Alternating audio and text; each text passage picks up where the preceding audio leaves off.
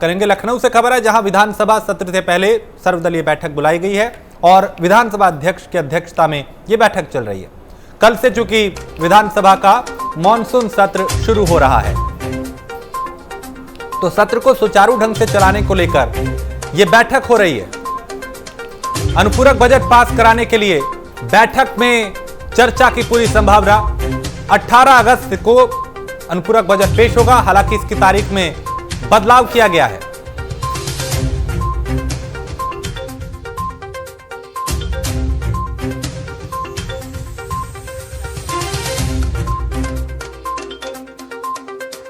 तो विधानसभा सत्र से पहले, यानी जो मानसून सत्र है उससे पहले ये सर्वदलीय बैठक बुलाई गई है और विधानसभा अध्यक्ष की अध्यक्षता में बैठक हो रही है।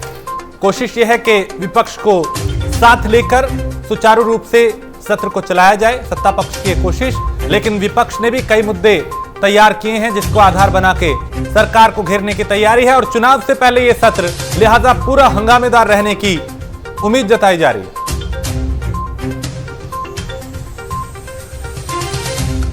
तो विधानसभा सत्र से पहले सर्वदलीय बैठक बुलाई गई है और विधानसभा अध्यक्ष की अध्यक्षता में यह बैठक चल रही है। कल से शुरू हो रहा है विधानसभा का मॉनसून सत्र। तो सत्र को सुचारू ढंग से चलाने को लेकर यह बैठक हो रही है और अनुपूरक बजट पास कराने के लिए बैठक में चर्चा की जा रही है। 18 अगस्त को अनुपूरक बजट पेश होगा और सत्ता पक्ष की कोशिश है कि विपक्ष को साथ लेकर सुचारू रूप से सत्र चल पाए, सदन चल पाए। क्योंकि सदन के हंगामेदार रहने के पूरे आसार हैं, पूरी उम्मीद है, पूरी संभावना है, क्योंकि कई ऐसे मुद्दे हैं जिसको आधार बना के सरकार को घेरने की विपक्ष की तैयारी है।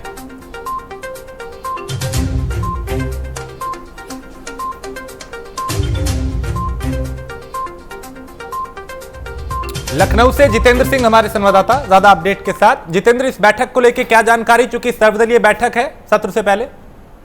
देखिए, कल मानसून सत्र की शुरुआत होने जा रही है और उससे पहले सर्वदलीय बैठक बुलाई जाती है विधानसभा अध्यक्ष द्वारा और कहीं न कहीं औपचारिक बैठक कहलाई जाती है। और साफ तौर पे सत्ताधारी पार्टी, जो भी विपक्षी पार्टी, उनसे निवेदन करती है कि सत्ता को, जो सदन है उसको शांतिपूर्ण चलने दिया जाए, किसी प्रकार का हंगामा नहीं किया जाए, सहयोग के साथ सदन को चलने दिया जाए। वहीं लगातार जो मानसून सत्र शुरू होता है वो काफी हंगामेदार दिखाई पड़ता है, क्योंकि 5 से 6 महीने का कार्यकाल सरकार का बचा है और सरकार अनुपूरक बजट के लिए इस सदन को बुलाया है और सदन में कहीं ना कहीं ये सदन काफी हंगामेदार है। सदन की बात की जाए तो 17 तारीख से कल की शुरुआत होगी और उत्तर प्रदेश की कार्रवाई का कार्यक्रम जारी हो गया। 17 अगस्त को उत्तर प्रदेश विधानसभा का मानसून सत्र का पहला दिन होगा। इस दिन निधन की सूचना पटल पर रखी जाएगी।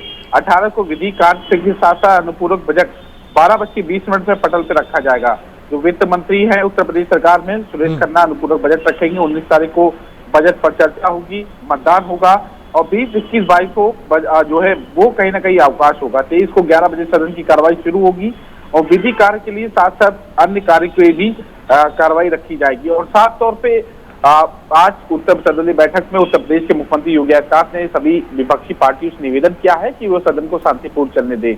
वहीं विपक्ष लगातार सर्वदलीय बैठक के निकलने के बाद इस तरह का आरोप लगा रहे हैं कि सत्ताधारी पार्टी ने, भारतीय जनता पार्टी, इस बार सदन को कम समय के लिए चलाएगा और अनुपूरक बजट पूरा मिलते ही वो कहीं ना कहीं सदन को खत्म कर देंगे और कहीं ना कहीं विपक्ष की बात नहीं सुनी जाएगी। वहीं सत्ताधारी पार्टी की बात की जाए तो संसदीय कार्य मंत्री सुरेश खन्ना ने इस बात को कहा है कि हमने सभी के साथ चर्चा की है और सबसे निवेदन किया है कि सदन को सुचारू रूप से चला जाए और सदन का इससे कहीं ना कहीं सदन के दौरान जब विपक्ष अगर हंगामा नहीं करता, अगर सुनता है शांति से, तो उसका भी हल कहीं ना कहीं विपक्षी पार्टी का भी निकल जाता है जो वो कहना चाहते हैं। और इसको लेकर कहीं ना कहीं जो सदन शुरुआत होगा काफी हंगामेदार दिखाई देने वाला है राजेश, और जिसको लेकर विपक्ष ने पूरी तैयारी कर ली है और सत्ताधारी पार्टी ने भी कह दिया है कि हम विपक्ष का जवाब देंगे, हम भागेंगे नहीं और कम समय की कोई बात नहीं है, क्योंकि मुहर्रम भी है, उसकी छुट्टी भी है। और साफ तौर पे ये सदन काफी इस बार क्योंकि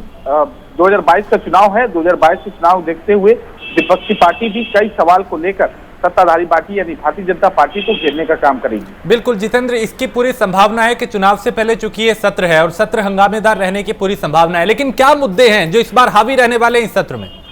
देखिए, सबसे बड़ा मुद्दा है कि 9 से 10 महीने का समय हो चुका है, किसान धरने में बैठा है, कृषि कानून को लेकर उत्तर प्रदेश में घेरने का काम किया जाएगा। ये सबसे बड़ा मुद्दा है विपक्षी पार्टी के पास। वहीं कोरोना संक्रमण की दूसरी लहर के दौरान जिस तरह की अव्यवस्थाएं नजर आई, लोगों को बेड नहीं मिला, ऑक्सीजन नहीं मिला, दवाइयां नहीं मिली, रेमडेसिविर इंजेक्शन नहीं मिला, एक बड़ा मुद्दा वो भी हो सकता है। वहीं रोजगार के नाम पर लगातार जो उत्तर प्रदेश में प्रदर्शन, हालांकि 69,000 शिक्षक भर्ती सरकार ने पूरी कर ली है, जो 22,000 बच्चे शिक्षक वो प्रदर्शन कर रहे हैं, उनको लेकर भी, शिक्षकों की बात लेकर भी प्रदर्शन किया जा सकता है। और ऐसे कई मुद्दे हैं जिसको कहीं ना कहीं कानून व्यवस्था भी मुद्दा बना के, क्योंकि कांग्रेस इस बात पे कह रही है जिस तरह की चीजें नजर आ रही हैं, बेटियों के साथ इस तरह की दुराचार हुए, इसमें सरकार न्याय नहीं दिला पाई, चाहे वो कोई भी मुद्दा हो बेटियों के साथ हुआ हो, वो कहीं ना कहीं घेरने का काम करेगी। तो साफ तौर पे सभी राजनीतिक पार्टियों ने अपना एक मसौदा तैयार कर लिया और उत्तर प्रदेश की भारतीय जनता पार्टी उत्तर प्रदेश की योगी सरकार को घेरने के लिए पूरी तरह से तैयार है। चलिए, बहुत शुक्रिया जितेंद्र इस तमाम जानकारी के लिए। तो 18 अगस्त को चूंकि अनुपूरक बजट पेश होगा, उसकी अलग अलग तारीखें अलग अलग वक्त के लिए तैयार की गई हैं और पूरे सत्र के हंगामेदार रहने के आसार हैं। लेकिन चूंकि कल से विधानसभा सत्र का जो मानसून सत्र है, विधानसभा का मानसून सत्र जो है उसकी कल से शुरुआत हो रही है और इसके हंगामेदार रहने के पूरे आसार हैं। हालांकि आज सर्वदलीय बैठक हुई और उस बैठक में यही रूपरेखा तैयार की गई कि शांतिपूर्ण तरीके से सुचारू रूप से सत्र चल पाए, लेकिन इसके संभावना बहुत कम है क्योंकि कई ऐसे मुद्दे हैं जिसको आधार बना के सरकार को घेरा जाएगा। विपक्ष अपनी मौजूदगी दर्ज कराएगा, चुनाव में कुछ ही वक्त बचा है, चुनाव से पहले यह महत्वपूर्ण जो सत्र है वो रहने वाला है। ऐसे में कई ऐसे मुद्दे हैं जो इसमें हावी रहेंगे। अब देखना यह होगा कि कितना मिलकर दोनों यानी सत्ता पक्ष और विपक्ष मिलकर सत्र को चलाने में अपनी रुचि दिखाते हैं।